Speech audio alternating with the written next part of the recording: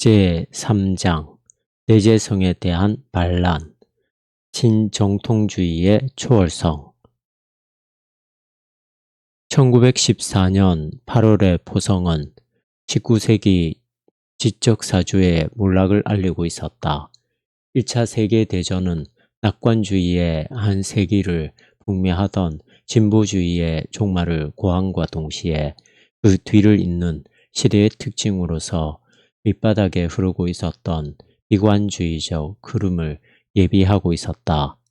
마찬가지로 19세기에 만연되어 있던 낙관주의 신학도 스위스의 한 작은 별로 알려지지 않은 마을에 살던 목사 칼 바르트가 쓴 로마서 주석의 출간으로 말미암아 그 종말적 전조를 보게 되었다.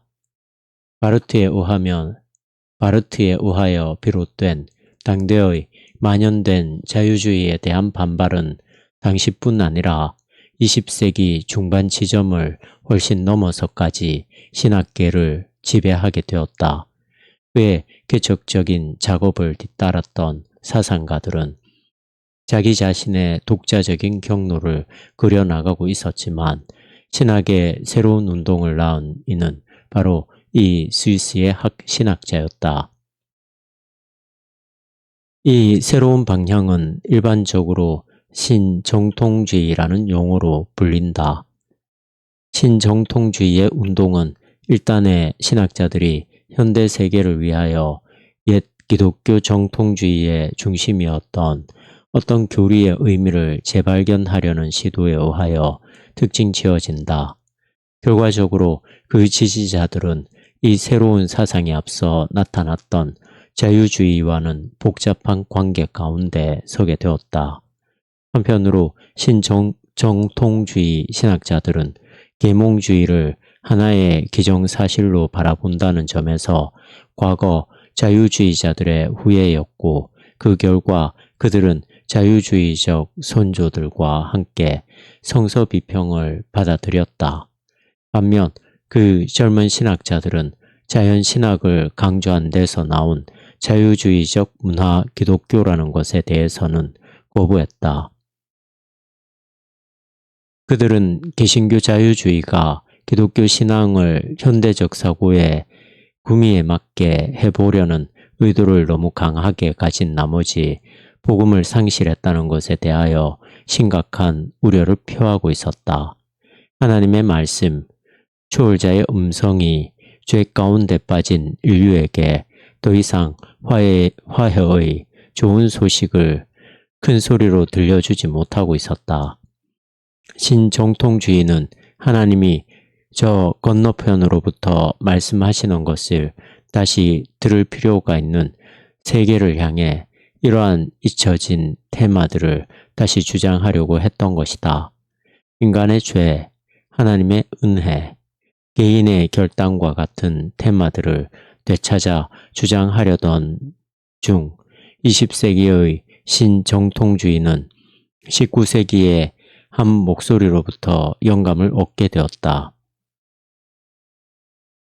그것은 당대의 지배적인 사상에 대항하여 외쳤으나 그때까지만 해도 별로 관심을 끌지 못했던 음성이었다. 그 음성의 주인공은 침울한 덴마크인 죄렌 키에르케고르였다. 죄렌 키에르케고르는 1813년 코펜하겐에서 어느 부유한 루터교 사업가의 아들로 태어나 1855년에 죽었다. 그의 유년기는 불행했다. 굽은 등 때문에 고통을 겪었는가 하면 신체적으로 연약했다. 그는 교회의 목회를 위하여 교육을 받아 1840년에 학업을 마쳤지만 실제적인 관심은 철학과 문학에 있었다. 젊은 키에르케고르의 불행은 레기나 올젠과의 사랑이 좌절됨에 따라 더욱 악화되었다. 둘은 1841년에 약혼을 했지만 키에르케고르는 절연해야 할 필요가 있음을 알게 되었다. 그러나 그는 나머지 짧은 생애의 대부분을 이때 상실한 사랑을 애타게 그리워하며 지냈다. 피에르 케고르는 많은 저술을 남긴 작가였다. 문인으로서 그의 생애는 세 단계로 나눌 수 있다. 첫 단계에서 그는 주로 레기나 올젠과의 관계에 대하여 다루고 있다. 두 번째 단계는 1848년에 경험한 회심 이후의 단계로 그리스도인이 된다는 것에 어려움에 집중되어 있다. 1854년 덴마크 국교회의 한 주교가 실제로는 세상적인 삶을 살다가 죽은 한 동료에 대하여 칭송하는 장례식 설교를 하게 된 것이 키에르케고르의 작품 활동의 셋째 단계를 열게 되었다.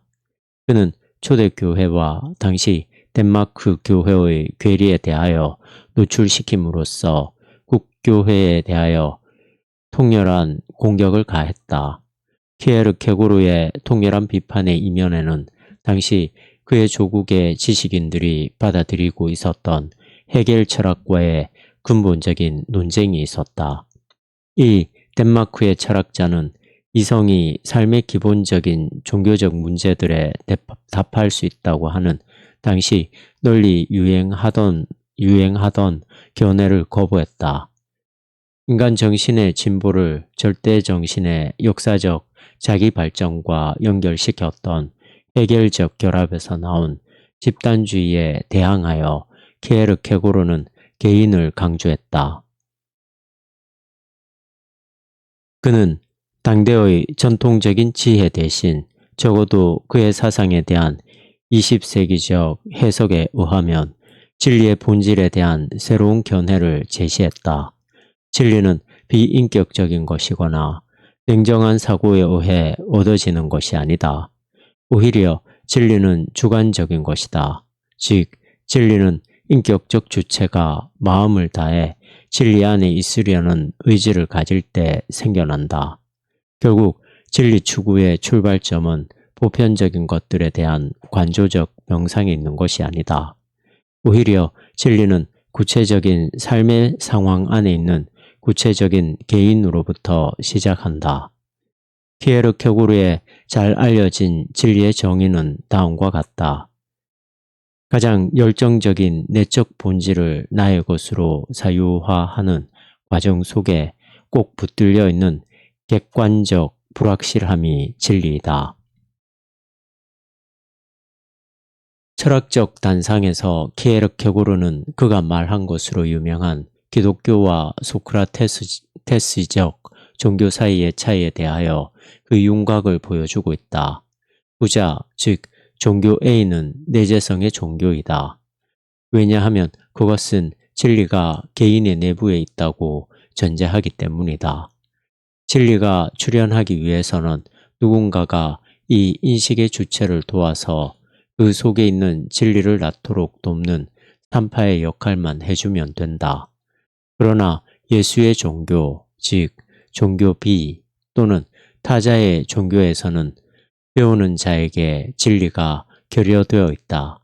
더욱 심각하게 말하면 그는 오류의 상태 속에 존재한다.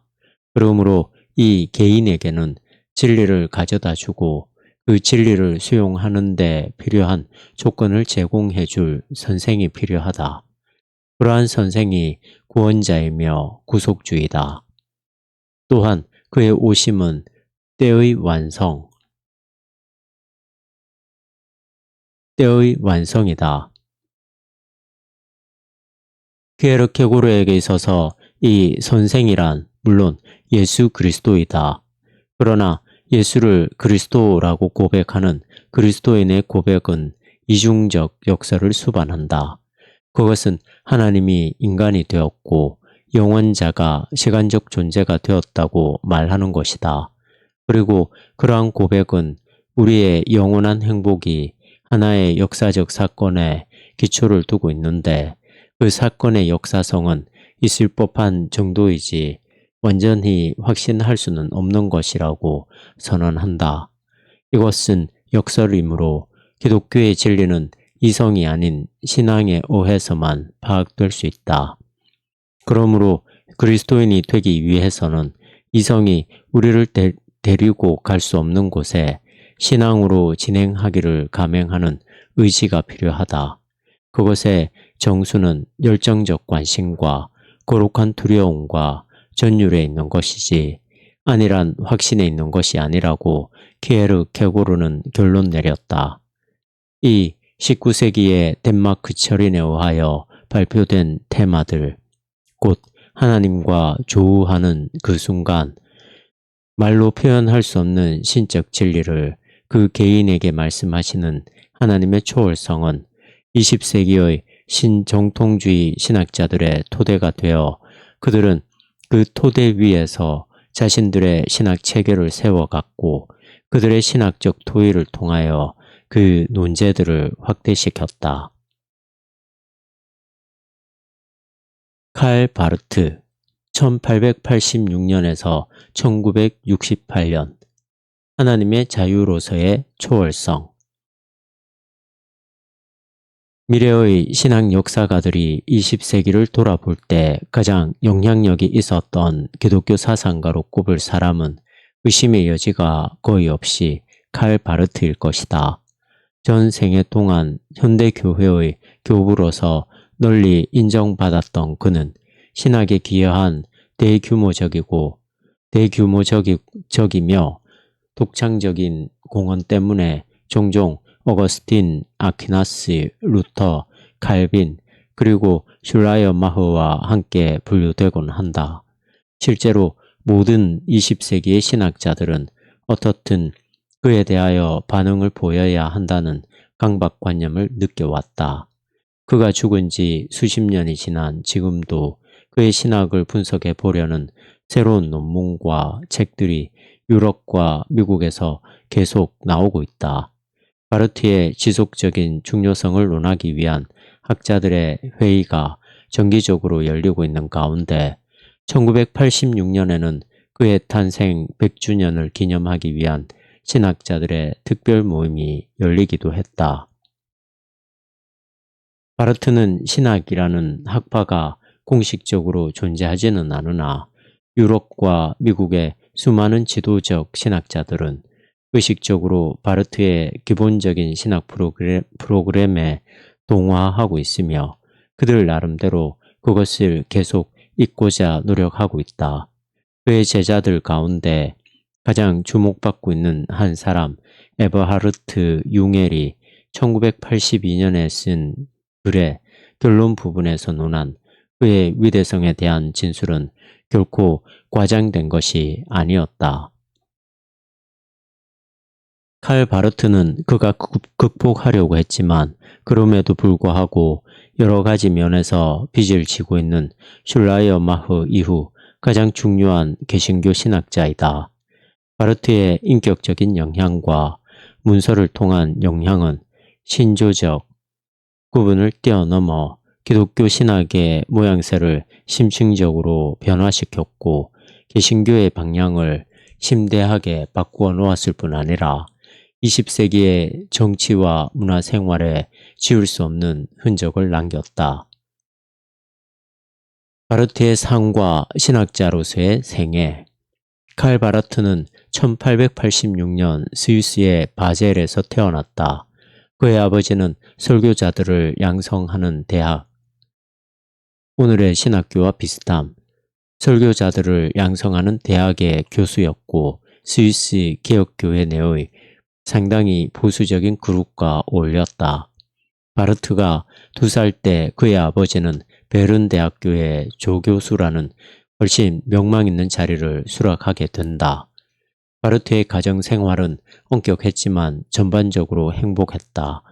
훗날 그는 자신이 아버지를 대단히 존경했고 어머니를 깊이 사랑했었노라고 회상했다. 1902년 바르트는 견진례를 받기 전날 밤 신학자가 될 결심을 하게 된다.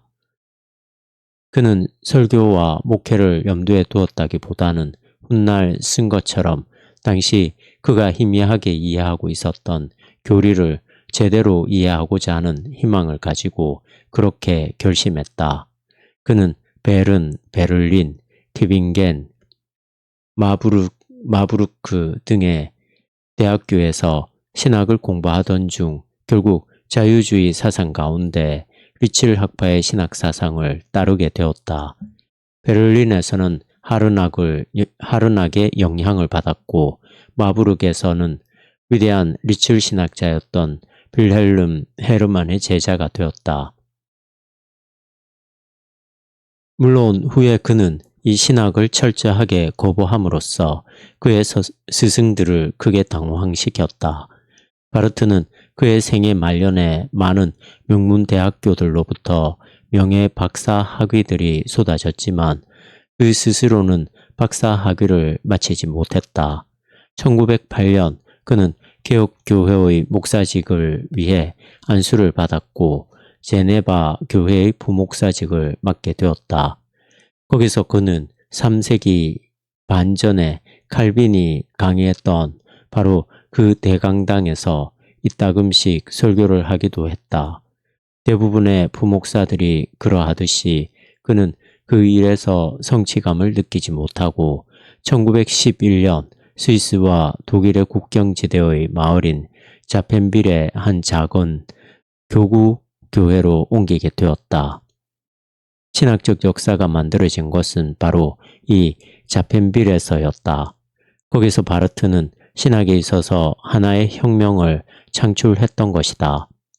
바르트가 자유주의 신학과 급진적인 결별을 하게 된 데는 여러 가지 요인이 있었다. 그중 두 가지가 특별히 주목할 만하다. 첫째, 바르트는 자펜빌의 사람들에게 매주 설교를 해야 하는 그의 일에서 자유주의 신학이 쓸모없는 것임을 발견했다. 결과적으로 그는 심혈을 기울여 성경을 조심스럽게 연구해 나갔고 그것을 통하여 그가 일찍이 발표한 논문들 가운데서 제목을 빌리자면 성경 안에 이상한 새로운 세계가 있다는 것을 발견했다. 그는 성경 안에서 인간의 종교도 아니고 그렇다고 해서 경건한 사람들의 가장 고매하고 좋은 사상들도 아닌 하나님의 말씀을 발견했던 것이다. 성경의 내용을 구성하고 있는 것은 하나님에 대한 사람들의 올바른 사상이 아니라 사람들에 대한 하나님의 지당하신 생각이다. 바르트는 이렇게 그동안 훈련을 받아왔던 신개신교주의적 자유주의 학파의 철학적 신학에서가 아니라 성경에 있는 초월적 말씀 안에서 그의 교인들을 위한 적절한 메시지를 찾았던 것이다. 바르트를 자유주의 신학으로부터 등을 돌리게 한 두 번째 요인은 하나의 사건이었다. 1914년 8월 그는 카이저 빌헬름의 전쟁 정책을 지지하는 93인의 독일 지식인들이 낸 지지 성명을 읽고 있었다. 그들 가운데는 그때까지만 하더라도 그가 신앙적으로 존경하던 신학 은사들이 거의 모두 포함되어 있었다. 그들이 독일의 제국주의를 지지하는 것을 보면서 그는 만약 전쟁의 이데올로기를 맞아서 그들의 신학이 그렇게 순식간에 타협될 수 있는 것이라면 그것은 뭔가 형편없이 잘못된 것임에 틀림없다고 믿게 되었다. 자신의 선생들의 행위에 환멸을 느낀 바르트는 그들의 윤리학, 교의학, 또 그들의 성경주해, 역사 해석 등을 더 이상 받아들일 수 없다는 결론을 내렸다. 그가 볼 때 19세기의 모든 자유주의 신학은 장래가 없었다. 이에 그는 지금까지 감춰져 있던 그의 상당한 신학적 재능을 사용하여 자유주의 신학을 파괴하게 된다. 전쟁 중 바르트는 바울의 로마서에 대한 주석을 쓰는 작업에 착수했다.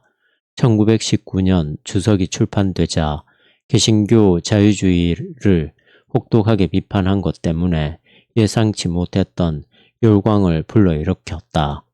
당시에 한 신학자의 말에 의하면 로마서는 신학자들이 노는 놀이터에 떨어진 폭탄과 같았다. 이 책에서 바르트는 성경 연구에 적용된 역사 비평 방법도 옳고 축자 영감의 교리도 옳다고 양자의 타당성을 긍정했으며 만일 그에게 그 둘 가운데 선택을 하게 한다면 후자를 택할 것이라고 말했다. 바르트는 자유주의 신학이 사람들로 하여금 복음을 하나님의 말씀으로 인정케 하는, 즉 하나님의 말씀은 인간과 전혀 다른 하나님으로부터 오는 것이기 때문에 인간들이 그들 스스로의 힘으로 얘기하거나 이해할 수 없는 메시지로 인정케 하기는커녕 복음을 하나의 종교적인 메시지로 바꾸어 인간들에게 자신들이 신이라고 말하는 결과가 되었다고 비판했다. 본질적으로 바르트는 신학적 방법 면에서 하나의 혁명, 즉 과거의 아래로부터라는 인간 중심적 신학을 대신할 위로부터의 신학을 요구하고 있었던 것이다. 그 주석 전반을 통하여 그는 하나님의 전적 타자성, 복음, 영원, 구원 등을 강조했다. 그는 이러한 위대한 진리들은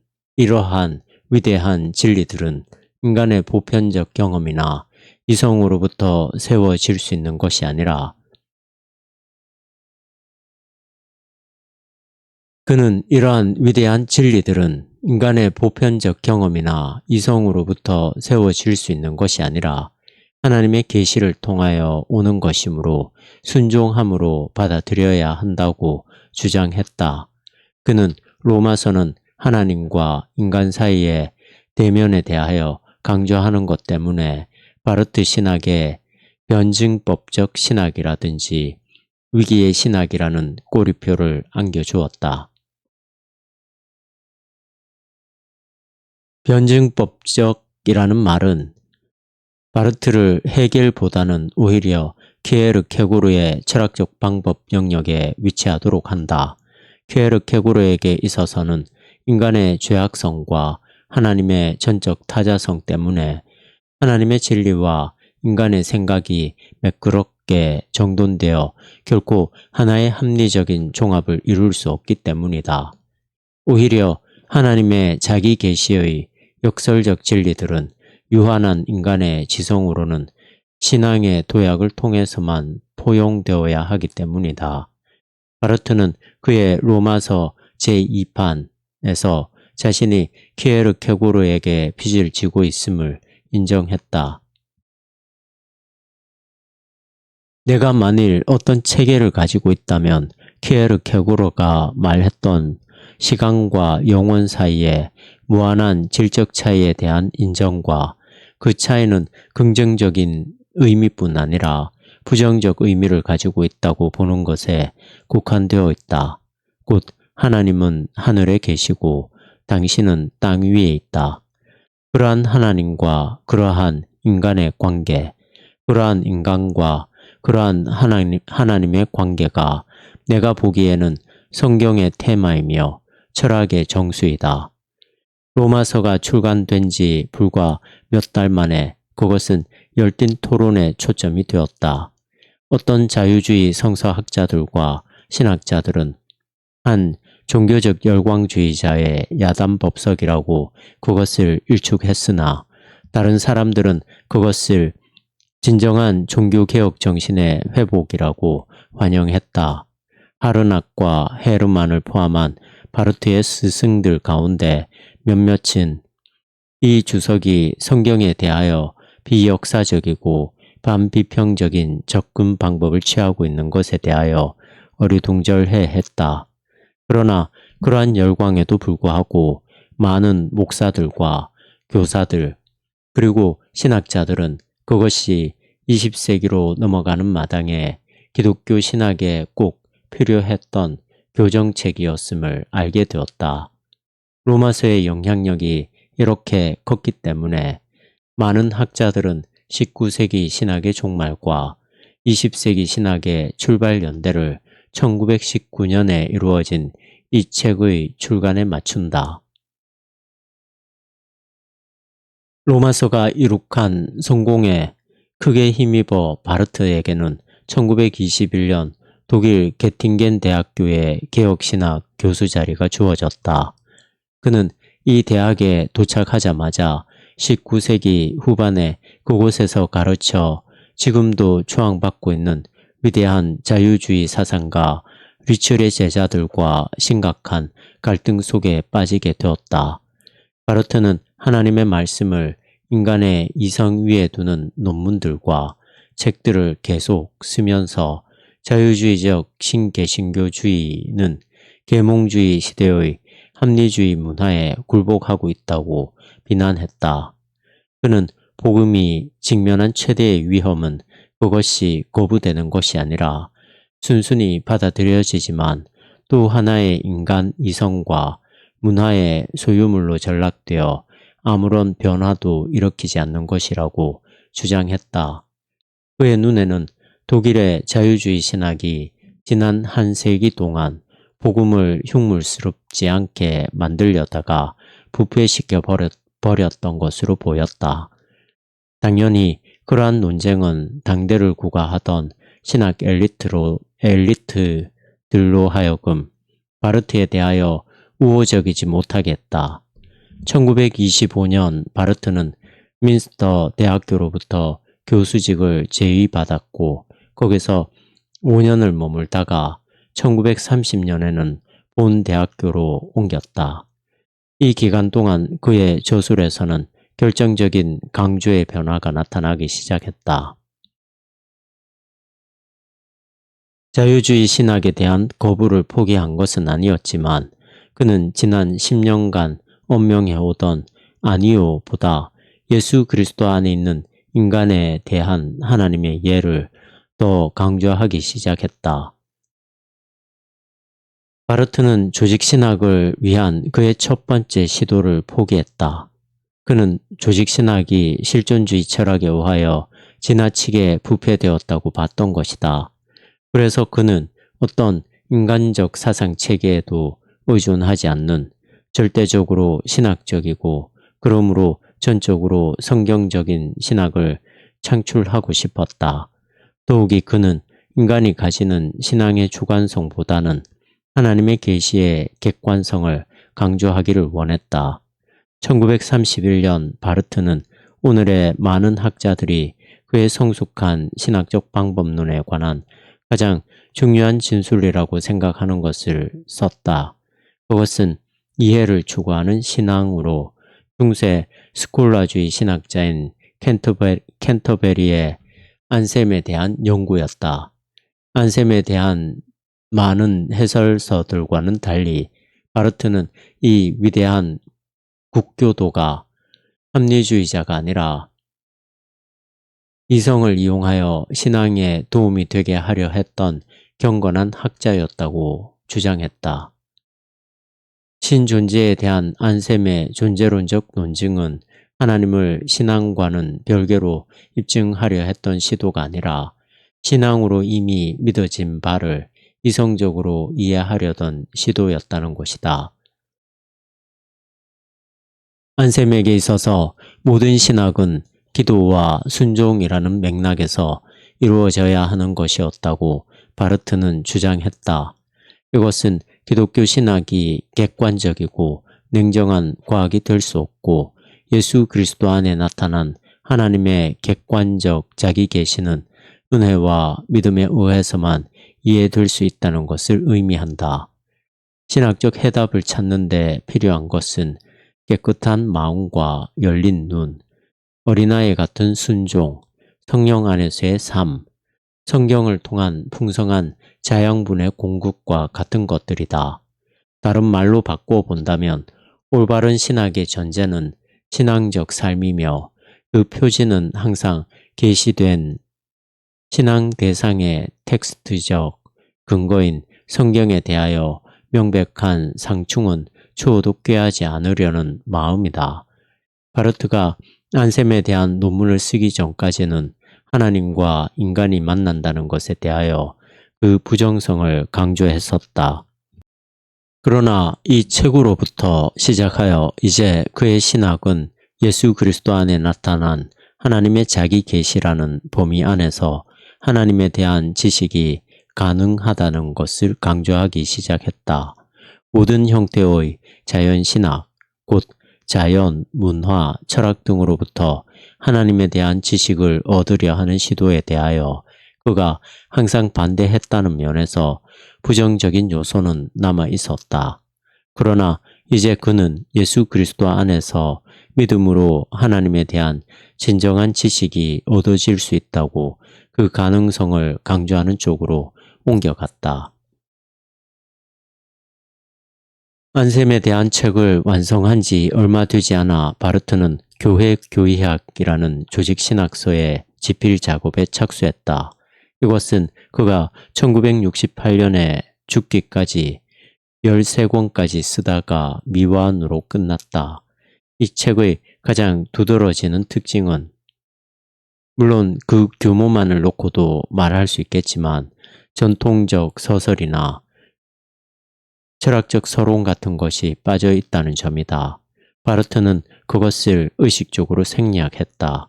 왜냐하면 진정한 신학은 하나님의 말씀만을 해설하는 것이어야 한다는 확신이 있었기 때문이다. 하나님의 말씀이라는 진리를 인간의 이성에 근거하도록 하려는 어떠한 시도도 그것이 아무리 경건하고 진실한 것일지라도 결국은 신학을 인간적, 역사적 사상 양태에 굴복시켜 바르트가 그렇게 열심히 맞서 싸웠던 악인, 인간 중심적 신학으로 가게 되는 결과를 가져온다. 바르트가 교회 교의학에서 기울였던 모든 노력의 전제는 하나님이 예수 그리스도 안에서 자신과 인간 사이에 일종의 유비를 설정하고 계시다는 것이다. 바르트는 여기서 말하는 믿음의 유비를 존재의 유비라는 해묵은 개념과 대비시켰다. 하나님에 대한 지식은 인간의 본성이나 경험 안에 내재되어 있는 능력이 아니라 하나님이 하나님이며 동시에 인간이신 예수 그리스도 안에서 그것을 은혜로 허락하시기 때문에 비로소 가능한 것이다. 사람은 예수 그리스도를 길과 진리 그리고 생명으로 볼 하나님의 은혜로 깨닫게 된다는 뜻. 사람은 예수 그리스도를 길과 진리 그리고 생명으로 볼 수도 있고 그렇지 못할 수도 있는 것이다. 그러므로 이 진리는 입증할 수 없는 것이다. 사실 그리스도를 입증하려는 모든 시도는 우상 숭배에 가깝다. 왜냐하면 그것은 하나님과 그의 계시를 인간 이성이라는 심판대로 불러내기 때문이다. 1930년 초 바르트는 반나치적인 독일 고백교회에 깊이 참여했다. 1934년 그는 예수 그리스도만이 그리스도인들의 주님이라고 엄명한 바르멘 선언을 작성하도록 도움으로써 히틀러를 하나의 메시아적 위치로 높였던 독일 그리스도인들에 대하여 암암리에 비판을 가했다. 바르트는 독일 그리스도인들이 나치 이데올로기를 받아들이는 것을 문화 기독교의 모습, 즉 자연신학이 이룰 수 있는 정상적인 결과로 보고 자연신학이 이룰 수 있는 정상적인 결과로 보고 국가 교회 내에 있으면서 나치에 대항했던 반체제 인사들을 크게 격려했다.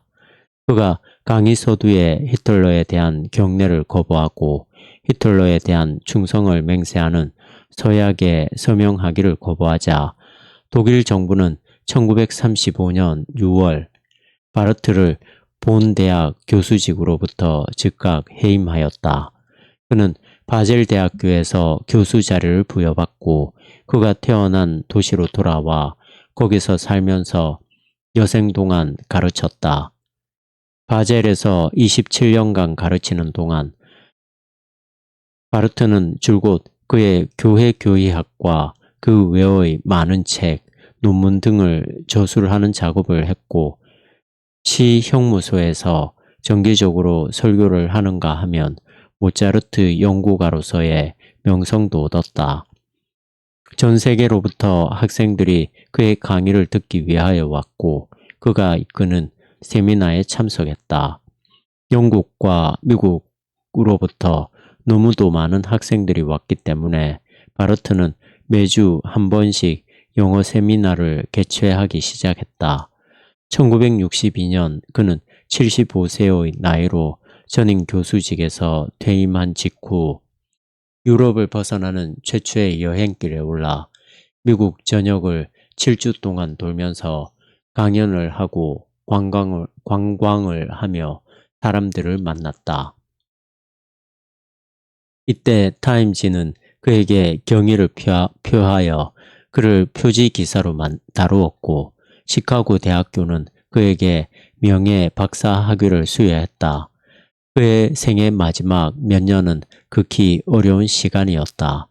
건강이 나빠졌을 뿐 아니라 자신이 보수 진보 양진영의 가혹한 비난의 대상이라는 것을 알았기 때문이다. 그는 다소 덜 급진적인 신학운동뿐 아니라 세속신학과 사신신학 등이 등장하는 것을 보면서 당황스러워 어쩔 줄을 몰랐다. 그러나 그는 방청인 자격으로 초청되었던 제2 바티칸 공호회가 열리는 동안 로마 가톨릭 교회 안에서 일어나는 변화들을 보면서 크게 격려를 받게 되었다. 칼 바르트는 1968년 12월 9일 밤 어느 시간인가 바젤의 자택에서 죽었다. 그가 죽음으로써 한 신학적 거인이 사라진 것이었다. 신학적 방법. 우리가 이미 본 대로 바르트의 신학적 방법은 부정적 축과 긍정적 축을 모두 가지고 있었다. 부정적인 면에서 그는 자연신학이라면 어떠한 형태의 것이든지 피했고 그것이 교묘하게 그리고 결국에는 복음을 문화적으로 침식시키는 여러 방법에 대하여 분석하고 떠들썩하게 알리는 일을 전혀 지치는 기세가 없이 했다. 기독교의 자연신학은 매우 정중하게 그리고 아주 겸손한 모습으로 계시를 그들이 고안해낸 새로운 형태의 그 무엇으로 개작한다. 그러나 그 모습이 그렇게 정중하고 관용적인 것 같아도 또 스스로를 의식적으로 그리고 일관성 있게 굽히고 들어가는 것 같아도 자연신학은 이미 초전에 그것을 정복해 버렸다. 즉, 계시를 비계시로 바꾸어 버린 것이다. 이것은 자연신학이 흡수해서 길들여 놓은 계시에 대하여 어떻게 하는가를 보면 훨씬 분명하게 드러난다. 바르트는 고전적 로마 가톨릭 신학이나 개신교의 고전적 자유주의 신학 그리고 심지어 독일 그리스도인들의 나치주의 이데올로기에 대한 개방성 등에서 어떻게 복음의 파괴가 일어났는가를 보여주고자 했다. 신학의 역사로부터 그리고 그 자신이 복음의 메시지 안에서 스스로 발견한 하나님의 주권에 대한 이해로부터 바르트는 이론에 이렇게 결론을 맺고 있다. 문제의 논리는 우리가 자연신학의 새끼손가락 하나를 양보해 줄지라도 필연적으로 따라오는 결과로 예수 그리스도 안에 나타난 하나님의 계시를 부정하는 것이다. 유일무이한 주인으로서 행세하려고 하지 않는 자연신학이 있다면 그것은 자연신학이 아니다. 그러므로 그것에게 여한 자리라도 내어주는 것은 비록 부지불식간의 한 일일지언정 그것으로 하여금 독점적 주권을 휘두르도록 자신을 내어주는 것이 된다. 바르트는 자신의 입장을 요약하여 다음과 같이 선언하였다. 하나님의 말씀을 알 수 있는 가능성은 하나님의 말씀 외에는 어느 곳에도 있지 않다. 이 문구는 그의 신학적 방법론의 부정적 측면뿐 아니라 긍정적인 측면도 표현한다. 인간이 하나님에 대하여 준비되지 않았고 이성, 자연, 문화를 통하여 하나님에 대한 진정한 지식을 가질 수 없음에도 불구하고 하나님은 그의 주권적인 자유와 은혜 안에서 자신을 인간의 역사 속에 계시하셨고 그를 알 수 있는 기적이 가능하도록 하셨다. 바르트에 따르면 역사 속에서 하나님이 계시된 유일한 사건은 예수 그리스도의 사건이다. 그리고 하나님은 그리스도 안에서 단순한 정보나 삶의 방식 같은 것이 아니라 바로 자신을 계시하신다. 바르트의 이 말은 영원하신 하나님은 다른 곳이 아닌 예수 그리스도 안에서만 알 수 있음을 의미한다. 하지만 이것이 진실하다는 것을 어떻게 알 수 있는가? 바르트는 신앙의 증거는 신앙의 선포에 있다. 하나님의 말씀에 대한 지식의 증거는 그것을 고백하는 데 있다고 답했다. 다른 말로 표현하자면 예수 그리스도를 하나님의 자기 계시적 진리라고 믿는 믿음은 스스로 그 진실성을 입증한다는 것이다. 그리스도인에게 이것은 다른 모든 것의 근거가 되는, 그러나 그 자체는 다른 어떤 것에도 의거하지 않는 근본적인 사실이다. 믿음은 하나님의 선물이다. 하나님의 말씀과 성경, 바르트에게 있어서 기독교 신학의 근거는 하나님의 말씀이다. 그러나 이 말씀은 세 가지 형태 또는 양식으로 구성되어 있다. 그 주된 형태는 예수 그리스도와 그의 생애, 죽음, 그리고 부활에 이르기까지의, 그리고 그 사건들 주변에서 있었던 하나님의 행동들을 망라하는 모든 역사이다. 이것은 계시 자체, 곧 복음 자체이다. 제2의 형태는 성경으로서 이것은 하나님의 계시에 대한 특권적 증거이다. 끝으로 교회의 복음 선포가 세 번째 형태이다. 후에 말한 두 가지 형태는 도구적 의미로만 하나님의 말씀이다. 왜냐하면 그것들은 하나님이 예수 그리스도를 계시하기 위하여 사용하실 때 하나님의 말씀이 되기 때문이다. 결과적으로 성경은 정적으로는 하나님의 말씀이 아니다. 하나님의 말씀은 항상 사건적 성격을 가진다. 어떤 의미에서 그것은 자신의 존재를 행동을 통하여 반복적으로 보여주는 하나님 자신이다. 성경은 하나의 사건을 통하여 하나님의 말씀이 된다. 성경은 하나님이 그것으로 하여금 그분의 말씀이 되도록 하시는 경우에, 그분이 그것을 통하여 말씀하시는 경우에 하나님의 말씀이다. 바르트의 성경과는 많은 논란과 비판을 불러일으켰다. 자유주의자들은 바르트가 성경을 거의 전통적인 축자 영감 교리에서 가르치는 특별한 위치에까지 격상시킴으로써 그것을 역사 비평적 탐구의 대상에서 제외시켰다고 비난했다. 반면 보수주의자들은 바르트가 성경을 비명제적 계시의 사건보다 낮은 위치에 두었고 성경의 무호성을 노골적으로 부정했다고 맹렬히 공격하는가 하면 어떤 사람들은 그의 신학을 신현대주의라고 부를 정도였다. 사실 양쪽의 비판은 거의 관역에 접근하는 것이었지만 적중하지는 못한 것이다. 바르트가 한편으로는 고전적 정통주의에서 성경에 부여하는 지위만큼의 위치를 성경에 부여하지 않은 것은 사실이다. 그는 성경과 하나님의 말씀을 구분하면서 성경 안에서 우리가 가지고 있는 것은 어쨌든 하나님의 말씀이라는 것을 인간의 말과 사상들을 통하여 그리고 인간들의 구체적인 상황 안에서 반복하고 재현하려는 인간들의 시도이다라고 주장했다. 다른 한편으로 그는 예수 그리스도에 대한 특권적 증거인 성경이 가지고 있는 특별한 지위, 즉 성경의 신적 영감은 인간들이 만들어 놓은 가치 판단일 뿐이라고 결론을 내리는 것은 위험하다고 엄중하게 경고했다. 바르트는 성경의 영감은 우리의 분위기나 기분에 따라 우리가 평가할 수 있는 문제가 아니라고 말했다.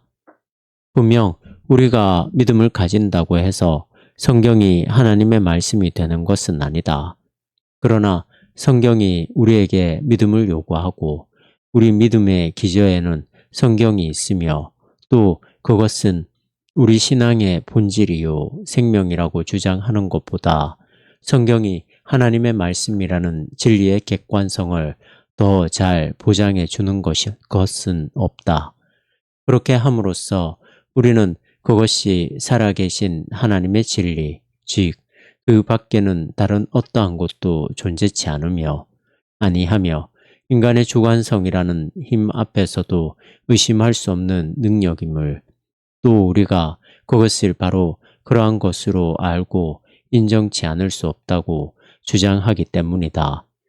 그러나 만일 이것이 사실이라면 우리가 성경의 영감을 교회와 그 성도들의 삶 속에 끊임없이 내려지는 하나님의 결정으로서 이해해야 한다는 주장이 서게 된다.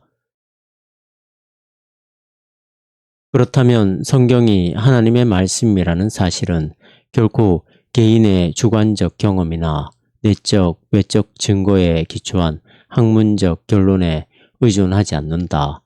바르트에게 있어서 성경은 여하한 인간의 결정이나 주도권과는 별도로 하나님이 그것을 사용하셔서 예수 그리스도를 믿게 하는 기적을 창출하기 때문에 하나님의 말씀이다. 성경에 대하여 교회가 가져야 할 적합한 태도는 순종과 순복이다. 왜냐하면 그 위에 계시는 유일한 권위는 예수 그리스도 자신이기 때문이다. 성경은 교회에 대하여 그리스도의 권위를 중개한다. 더욱이 성경은 교회를 다스리는 권위이다. 왜냐하면 그것은 교회의 발생에 대한 그렇기 때문에 교회의 본질과 기초에 대하여 말할 수 있는 현존하는 최고의 진정한 역사적인 기록이기 때문이다. 그러므로 성경은 항상 교회에서 독특한 그리고 그 나름대로 유일한 권위를 가진다. 분명히 바르트는 성경을 예수 그리스도에게는 복속시키고 있지만 모든 인간의 권위 위에 둘 만큼 높게 보았다. 교회 교의학 전반에 걸쳐서 그는 성경이 축자적으로 영감되었으며 그 가르침이 무오한 것처럼 취급했다. 그는 결코 성경에 대립하는 어떤 다른 권위에 호소한 적이 없었다. 오히려 그는 예수 그리스도 아래에서 그리고 그분께 전적으로 동의하는 가운데 성경이 기독교 신앙을 위한 규범이라고 담대하게 주장했다. 결국 문제가 되는 것은 어떤 교의학이 성경적이냐는 것이다. 만약 성경적이지 않다면 그것은 분명히 아무 쓸데없는 것이 될 것이다. 그것에 대하여 우리는 기필코 그것 때문에 교회가 혼란스럽게 된다고, 다시 말해서 다른 문제들에 대해서 바빠진 나머지 교회의 선포라는 문제의 본질에 의해 제기된 학문적 과제를 제대로 취급하지 않고 있다고 말해야 할 것이다. 그리스도 중심적이며 삼위일체적인 신학. 바르트 신학의 구조는 철저하게 그리스도 중심적이다. 모든 교리의 시작과 중심, 그리고 결말은 예수 그리스도의 사건, 곧 그의 생애와 죽음, 부활, 높이심, 그리고 하나님 아버지와의 영원한 연합이다. 신학의 중요한 시점마다 바르트는 예수 그리스도 안에서의 하나님의 행동이라는 관점으로 볼 때 이것에 대한 적합한 이해는 무엇인가 라고 물었다. 이러한 그리스도 중심적 구조는 일관성과 통일성을 제공함으로써 바르트의 거대한 신학을 하나의 체계로 만들어주고 있다. 이 스위스 신학자에게 있어서 예수 그리스도는 하나님의 유일하고 독특한 자기 계시, 즉 인격 안에 계시는 하나님의 말씀이다. 그는 이러한 신앙의 기본적인 단원으로부터 예수 그리스도의 신성에 대하여 추론했다. 계시는 이 하나님의 자기 해석이다. 우리가 만일 그의 계시에 대하여 다룬다고 한다면 우리는 하나님 자신을 다루는 것이지 그와 다른 어떤 실제를 다루는 것이 아니다. 바르트의 기본적인 공리들 가운데 하나는 실제성의 이면에는 반드시 그에 상응하는 가능성이 있게 마련이라. 그에 상응하는 가능성이 있게 마련이라는 것이다. 따라서 만일 예수 그리스도가 믿음이 말하는 바에 그분이라면 이것은 탁월한 하나님의 자기 계시이다. 만일 예수 그리스도가 믿음이 말하는 바에 그분이라면 그는 어떤 면에서 하나님 자신과 동일한 분이어야지 단순히 하나님을 대표하거나 그의 대리자일 수만은 없다. 계시 사건의 실제성 안에 그리고 그 이면에 그것의 가능성, 즉 삼위일체의 하나님이 있는 것이다. 바르트는 삼위일체의 교리가 스스로를 계시하는 하나님은 누구인가? 라는 질문에 대하여 할 수 있는 유일한 기독교적 답변이라고 이해했다. 그는 따라서 계시에 대한 성경적 이해에 의한다면 계시하는 하나님과 계시의 사건 그리고 인간에 대한 그것의 효력은 바로 하나님 자신이며 매끄러운 연합 가운데 계신 그 동일한 하나님이다 라고 주장했다. 슐라이어 마흐가 취한 접근 방법에 정면으로 대립하는 방법으로 바르트는 삼위일체의 교리를 그의 신학의 출발점에 두었다. 그는 이렇게 주장했다. 삼위일체 교리는 여타의 모든 신론들과 계시의 개념들과 비교해 볼 때 기본적으로 기독교적 신론을 기독교적인 것으로 구별케 하는 것이며 그러므로 이미 계시의 기독교적 개념을 기독교적인 것으로 구별케 한다. 그러므로 바르트에 따르면 하나님의 계시는 하나님 자신이다. 하나님은 그가 계시하는 그 어떠한 분인 것이다. 결과적으로 예수 그리스도는 하나님의 독특하고 탁월한 자기 계시로서 하나님과 동일하시고 그러므로 진정 인간이며 동시에 진정 신인 것이다. 예수 그리스도는 반신반인이 아니다. 그는 천사도 아니다. 또한 그는 이상적 인간도 아니다. 다만 예수 그리스도의 실제는 인격 안에 거하시는 하나님이 육체 안에서도 능동적으로 임재하신다는 것이다.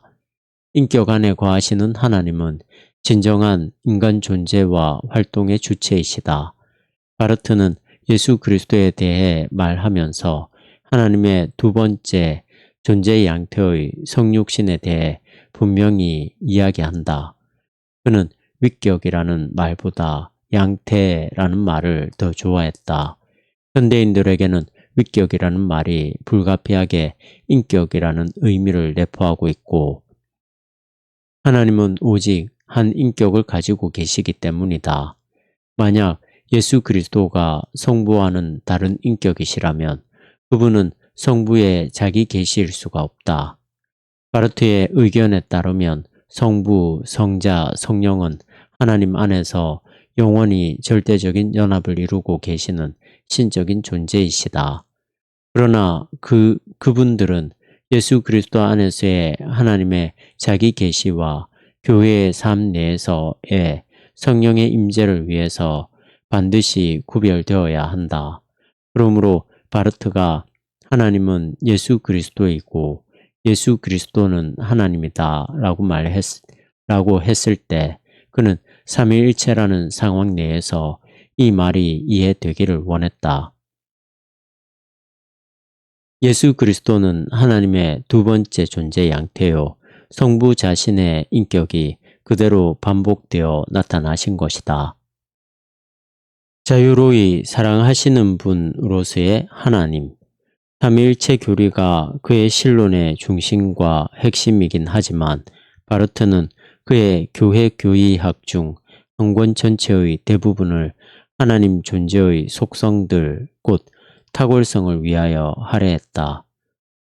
그는 하나님의 존재를 자유로이 사랑하시는 분으로 정의하고 신적 탁월성을 두 가지 범주, 즉 신적 사랑이라는 탁월성과 신적 자유라는 탁월성으로 구분하였다. 이러한 구분은 하나님의 내재성과 초월성이라는 전통적 이중성을 대신한다.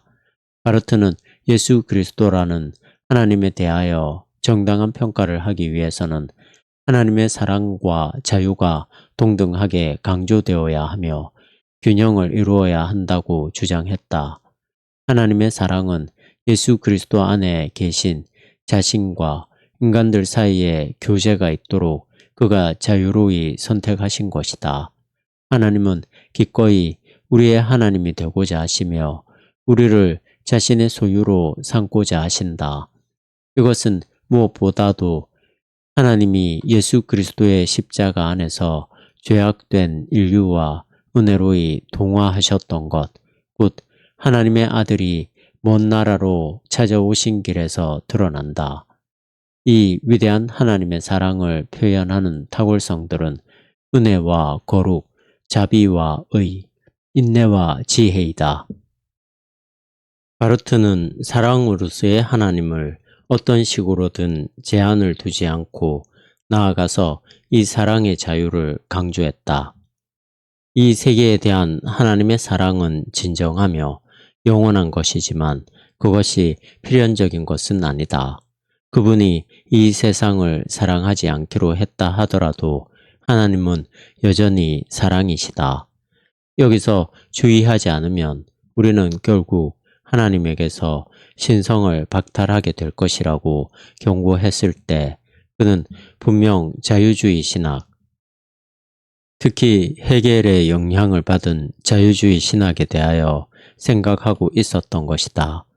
하나님은 이 세상에 대한 사랑과 이 세상과의 교제를 갖기 전에 그리고 그것과는 별도로 그 자신 안에서 즉 그의 삼위일체적 삶 안에서 완전한 사랑과 교제를 가지고 계신다.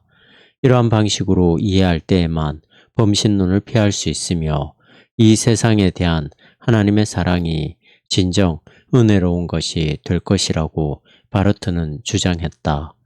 하나님이 만약 그의 사랑의 대상으로서 이 세상이 필요했다면 그의 사랑은 순수한 은혜의 사랑이 아니었을 것이며 이 세상은 하나님이 존재하기 위하여 필요했을 것이다. 그렇게 되면 하나님은 그의 신성을 빼앗기게 되는 것이다. 슐라이어마흐와 헤겔 이래로 만연했던 신에 대한 자유주의적 사고의 전반적인 흐름과는 정반대로 바르트는 이 세상에 대한 하나님의 절대적인 초월을 주장했고 특히 하나님의 자유라는 입장에서 그것을 생각했다. 하나님의 고상함, 주권적 위엄, 거룩함, 영광, 심지어 초월성이라고 할 수 있는 이것은 살아계시고 사랑하시는 이 신적 인격의 자기 결정과 자유가 아니면 무엇이겠는가? 사실 하나님이 하나님인 것은 그분이 이 세상과의 관계에서 절대적이라는 이유 때문이다. 하나님은 모든 최고의 것 그리고 철저히 독립해 있는 모든 것과 대비된다.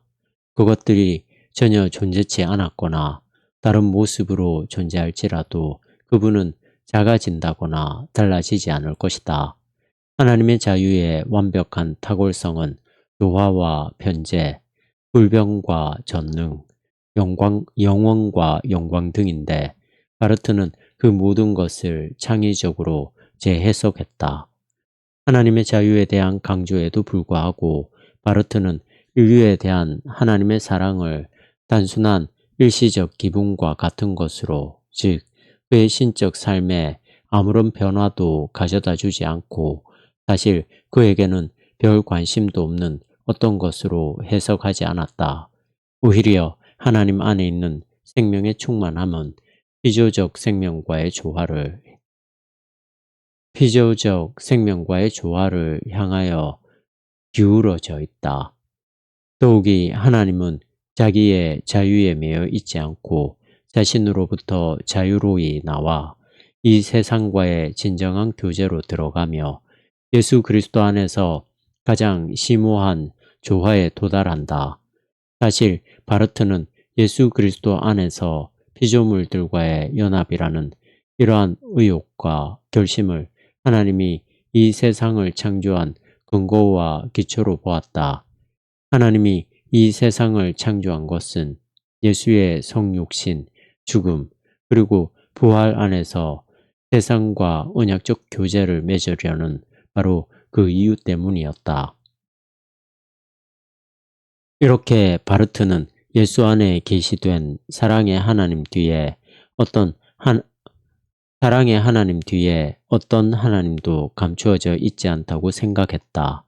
하나님이 자신의 상과 사랑을 오직 자신만을 위하여 남겨둔 채 이 세상에 대해서는 그것을 허락지 않을 수도 있었겠지만 그분은 우리가 없는 하나님이기를 원치 않으며 오히려 우리와 함께 나누기 위하여 즉 우리의 존재와 상과 행위 안에서 그분의 비길 데 없는 존재와 상과 행위를 나누기 위하여 우리를 창조하셨다.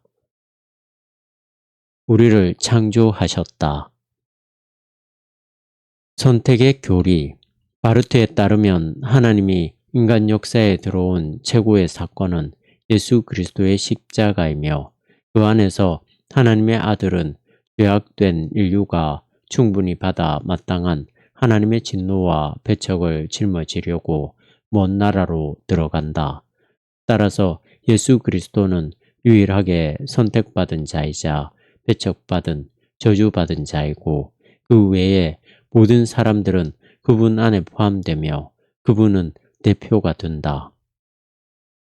모든 사람들이 불러일으킨 하나님의 배척, 모든 사람들에게 놓인 하나님의 진노, 모든 사람이 죽어야 하는 죽음을 하나님은 사람들에 대한 그분의 사랑을 인하여 영원 전부터 자신에게로 돌려놓고 그 안에서 그들을 사랑하고 택하며 예수를 필두로 그리고 그들을 위하여 예수를 택한다.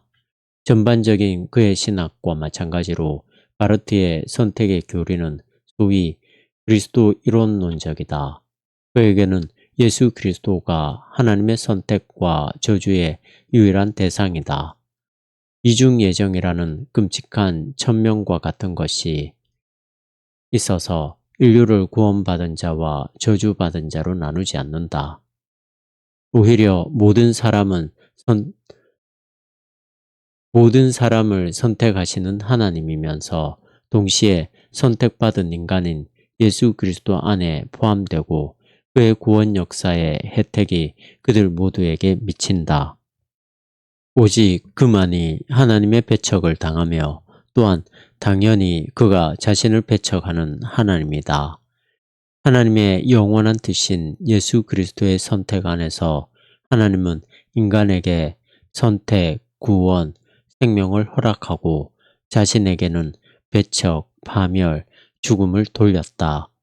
곧 바르트에게 있어서 예정이란 영원 전부터 하나님이 자신에게 엄청난 대가를 돌리면서 인류를 사죄하고자 결정했음을 의미한다. 그러나 하나님의 사죄가 미치는 대상은 누구인가? 바르트는 예수 그리스도만이 진정으로 배척받은 유일한 사람이며 모든 인간들은 그 안에서 선민이라는 사실에 대하여 매우 분명히 했다. 사람들이 하나님을 배척하는 가운데 불경건한 삶을 살려고 할 수 있겠지만 그들의 그러한 욕망과 노력은 이 세상이 시작하기 전에 이미 하나님에 의하여 무효화되었다. 인간에게 놓여진 것은 하나님과의 교제 속에서 누리는 영생이다. 이것은 곧 결과적으로 보편적 구원, 즉 아포카타스타시스의 교리를 말하는 것인가? 이 질문에 대한 서면 응답에서 바르트는 직접적으로 답변하기를 거부했다. 나는 그것을 가르치지 않는다. 그러나 또한 그것을 가르치지 않는 것도 아니다. 어쨌든 우리로서는 그 답이 무엇을 의미하는 것인지에 대하여 추측해 볼 수 있다. 가톨릭 학자인 한스 우어스 폰 발타자르가 지적했던 대로 바르트의 선택 교리에서 분명한 것은 보편적 구원이 가능할 뿐 아니라 필연적이라는 사실이다. 명백한 단 한 가지의 실제는 은혜이며 어떠한 정죄적 심판이 존재하더라도 그것은 잠정적인 것이어야만 한다. 평가. 바르트의 신학자적 생애는 논란으로 시작되었다. 그러므로 그의 신학적 방법에 대하여 논란이 무성한 것은 놀랄 일이 아니다. 그가 그토록 통렬하게 거부했던 자유주의 신학의 후예들은 그의 접근법이 현대의 신자들로 하여금 이성을 희생시키고 종교적 권위의 보호로 돌아갈 것을 요구한 신앙주의라며 그의 접근법을 일축해 왔다. 그러나 그러한 비평가들도 바르트가 그들의 신학적 접근법은 기독교를 문화적으로 침식시킨다고 한 비판에 대하여 그다지 성공적으로 답하지 못했다. 일부 보수주의적 개신교 신학자들도 바르트의 신학이 신앙주의적이라는 비판을 되풀이해 왔다. 그들의 평가에 의하면 그것은 기독교 변증의 여하한 가능성마저도 훼손시켜 버리기 때문에 기독교적 증거와 전도를 위협한다는 것이다. 그러나 다른 보수주의자들은 바르트의 기본적인 신학 방법이 계몽주의에 의한 자주적 이성의 팽배와 정통적 기독교에 대한 그것의 도전에 대항하는 가장 좋은 대답이라 여기며 그의 신학 방법을 지지했다. 바르트의 신학 방법의 강점은 계시에 대한 전적 의존에 있다. 이 때문에 그의 신학은 철학적 체계들이나 문화적, 지적 유행에 의존하지 않는다는 의미에서 진정으로 신학적이다. 바르트의 신학은 이 세상을 향하여 일종의 선지자적 자태를 보일 수 있었다. 이러한 강점은 그가 일찍이 나치주의를 자연신학에서 나온 우상숭배의 한 형태라고 고발한 것에서 분명히 드러났다. 그의 방법이 가지는 신학적 성격 때문에 그의 신학은 선포의 신학, 즉 복음 전파의 신학이 될 수도 있다. 그가 말하는 복음의 큰 주제들은 전적으로 계시를 기초로 하여 서 있는 것이기 때문에 단순히 어떤 철학적 진리들을 재현시키는 것과는 다르다. 그렇다면 전반적으로 보아 바르트의 신학적 방법은 다른 학문과의 관계에서 신학의 자주성을 보존하고 있다. 신학은 다름 아닌 하나님의 말씀에 대한 과학으로 남는다. 또한 신학의 최대의 강점은 바르트의 신학적 방법이 가지는 최대의 약점의 근거가 된다. 그것은 그가 신학적 자주성을 극단적으로 몰고 간 데서 연유한 약점이다. 계시의 진리를 합리적으로 정당화하려는 여하한 시도도 거부한 결과 그것은 신학의 자주성을 확립시켜주는 것을 넘어서서 신학을 고립시키게 되었다. 신학을 다른 학문들 내지는 인간의 공통적 경험과 연결시켜주는 지성적인 다리들이 존재하지 않는다면 기독교 신앙이 기독교의 문외한들에게 이상한 비의적 밀교 외에 그 무엇으로 보여지겠는가? 자유주의 신학이 기독교 신앙을 인간 경험의 지평 안에서 얘기될 수 있는 것쯤으로 축소시키는 것을 거부한 것에 대해서는 이해할 수 있지만 그렇다고 믿음과 경험의 연관관계를 무시하는 것은 이해할 수 없다. 웬첼 반 후이스티는 이 문제를 이렇게 요약했다. 바르트는 신학의 대상을 인간의 종교적 의식이란 것으로 축소시키는 것을 거부했다는 점에서 정당하다. 그러나 하나님과 그의 계시에 대하여 그가 전제하고 있는 공리적 기준은 출구가 막혀 있다. 계시에 대하여 그가 제시한 긍정적인 특성도 신학의 주관주의에 대한 대안을 제공할 수 없기 때문이다.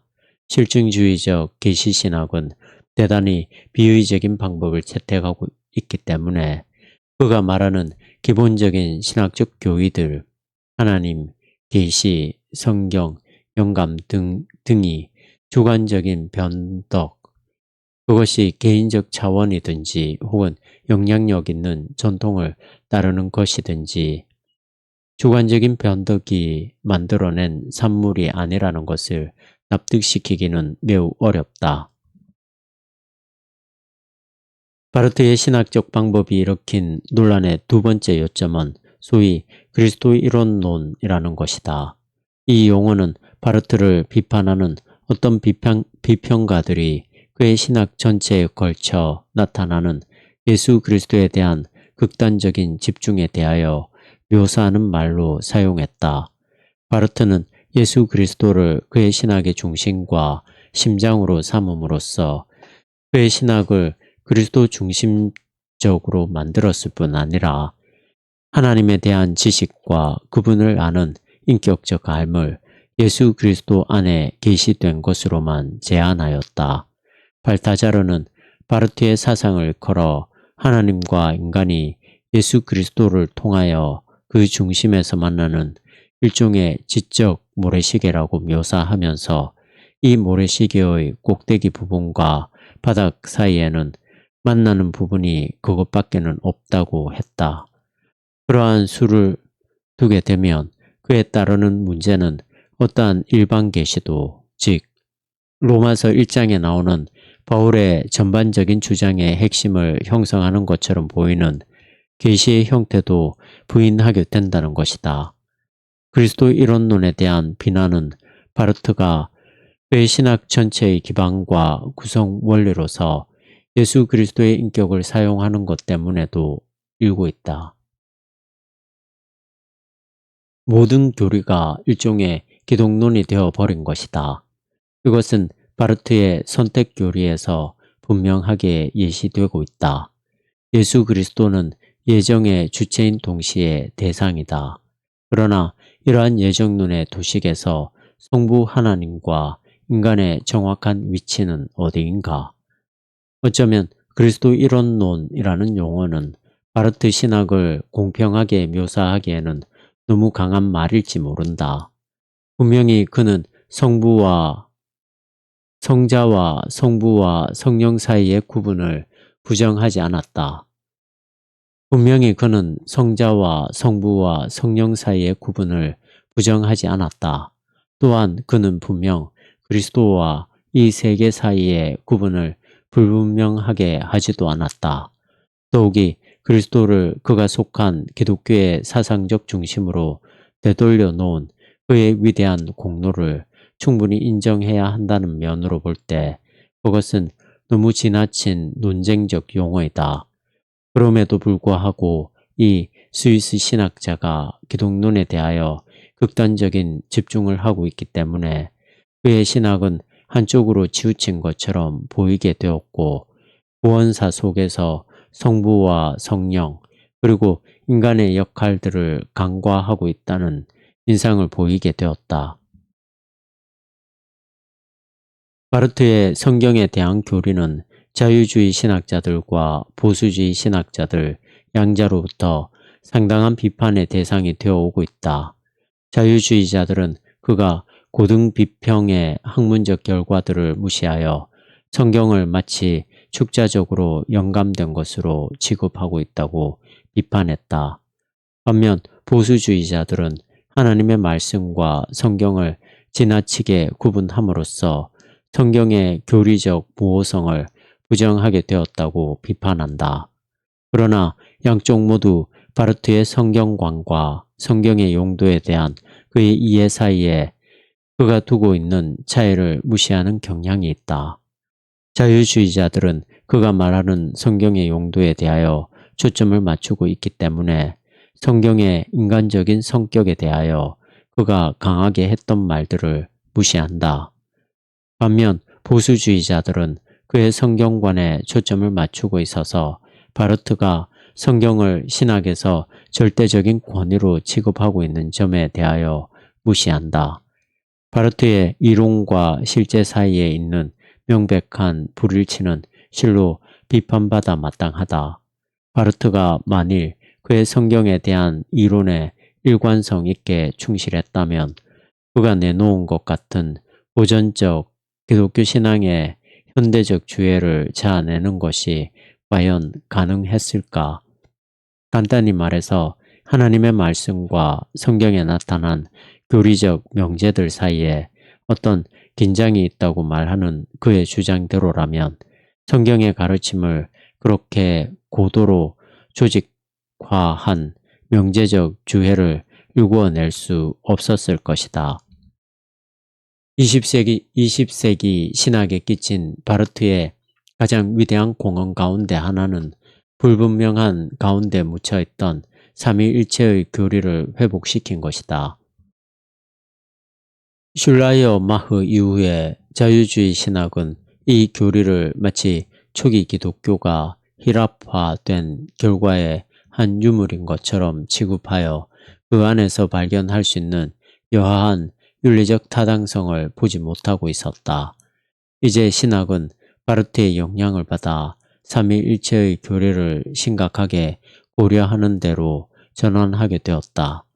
물론 현대 신학이 그것에 대한 어떤 일치된 견해에 도달한 것은 아니라 할지라도 한편 삼위일체 교리에 대한 바르트의 입장에 대하여 모든 사람이 동의하지는 않고 있다.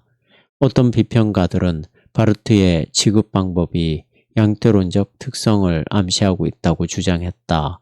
즉 하나님의 유일적 본질을 그의 인격과 동일시함으로써 그리고 삼위일체의 구분을 위하여 존재의 양태라는 용어를 채택함으로써 하나님을 어떤 단일적 주관성으로 축소시킨다는 것이다. 이러한 비판은 하나님의 자기 계시 개념으로부터 하나님의 삼위일체를 추론하고 하나님의 인격성과 그의 단일적 본성을 강하게 동일시하고 있는 그의 교회교의학 제1권에 비추어 보면 어느 정도 타당성이 있는 것이다. 그러나 거기에서도 그는 하나님의 본질 속에 있는 세 가지 존재 양태라는 궁극적 실제를 초월하거나 그 이면에 그보다 더 높은 실제는 존재하지 않는다고 주장함으로써 양태론을 거부했다. 나중에 나온 후속 책들에서 바르트는 양태론에 대한 거부를 극명하게 밝혔고 하나님의 영원한 존재 안에 복종의 순서가 있다고 한편 종속관계론을 거부하면서 복종의 순서가 있다고 주장함으로써 성부, 성자, 성령 사이에 영원한 그리고 환원할 수 없는 구분이 있음을 주장하였다. 결론 20세기 신학사의 흐름이라는 측면에서 볼 때 바르트 신학의 큰 강점들 가운데 하나는 하나님의 초월성을 회복시켰다는 것이다. 이 세상에 대한 하나님의 사랑은 철저하게 자유로울 때에만 은혜로울 수 있다. 하나님과 이 세상의 관계가 가지는 은혜성이 기독교 복음의 핵심인 것이다. 그러나 바르트는 하나님의 자유와 조화를 보호하려는 열심 때문에 하나님과 세상의 관계가 지닌 인간적 측면을 너무 많이 희생시켰는지 모른다. 이러한 사실은 그의 구원 교리에 분명하게 예시되어 있다. 여기서는 예수 그리스도 안에서 하나님이 말씀하시는 승리의 예가 인간의 모든 아니오를 무효화시켜 버린다. 바르트에 대하여 가장 동정적인 비평가들 가운데 한 사람인 버카워가 정확히 결론 내리고 있는 것처럼 마치 캐리그마가 아무런 중대한 메시지가 없는 단순한 선언이 되어버리는 위협 속에 놓이듯이 바르트 신학에서 은혜의 승리는 인간 결정의 심각성을 막연하게 만들어 버린다. 슐라여 마흐가 인간에 대하여 매우 큰 소리로 말하면서 하나님에 대하여 말하려고 했던 오류를 범했다면, 바르트는 하나님에 대하여 매우 큰 소리로 말하면서 인간에 대하여 말하려 했던 실수를 범한 것이라고 말하고 싶은 충동을 느낀다. 물론 둘 중 어떠한 실수도 피하는 것이 훨씬 좋은 것이겠지만, 아마도 바르트의 오류를 오류라고 한다면 그것은 매우 경미한 것이다.